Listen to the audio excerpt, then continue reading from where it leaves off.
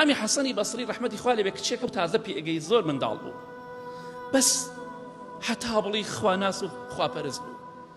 وتیان ئیمامی حەسەنی بەسری فڵان کەس لە سەرە مەرگایە کچەکە، کچێکی گەنج تازە پێگە هەرزەکار. ئیمامی حەسەنی بەسری ڕەحمەتی خوا لێبێ ڕۆشت بۆ لای بەپەلە، چونکە خۆشی دەویست.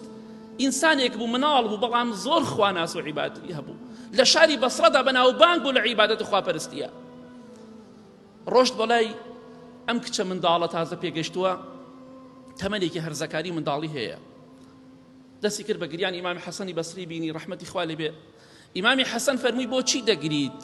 کچە جوانەکەم بۆچی دەگریت؟ وتی ئیمامی حەسەنی بەسری خۆڵ لاشەمدا ئەپۆشێت، چونکە بەخوا من دەزانم دەمرم. خۆڵ لاشەمدا ئەپۆشێ، بەڵام وەڵڵاهی تێرم نەخوارد لە عیبادەتی خوا، تێرم نەخواردو هێشتا. ئەوم کاتێککە ئینسان حەزی بە عیبادەتی خوا بوو، ئەو کاتە دڵخۆشە. زانایانی پێشوو ڕەحمەتی خوا لێبێ زۆربیان لە سەرمەرگا دەگریان، نەک بۆی کە مناڵ و ماڵ و مناڵجێ دێڵن، نە، دەیانوت بۆ ئەوە دەگرین ئیتر شەو نوێژمان پێ ناکرێ، دەمرین، شەو نوێژ نەما، ڕۆژوی سونەت نەما، بۆ عیبادەتی خوا دەگریان، چونکە لاشەیان داوای ئەوە دەکات. بەڵام ئێمە ئیمان زەعیف لاشەمان بەدبەخت کردووە بەهۆی گوناه و تاوانەوە.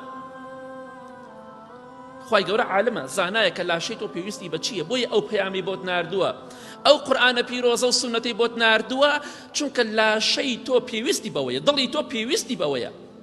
مخالفە بکەی دڵنیا بە دڵخۆش نابیت.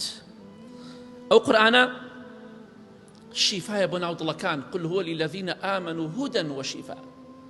قورئان شیفایە بۆ دڵ، بۆ نەخۆشی، بۆ خەم و خەفەت، بۆ هەموو کێشەکانی ئەم دنیای کە تووشی من و تۆ دەبێ. قورئان شیفایە، ڕەحمەتە، هیدایەتە. بەڵام کاتێککە ئێمە ئەو شیفایانمان بەکار نەهێنا، ئەو دەرمانەمان بەکار نەهێنا، بێگومان دڵخۆش نابین.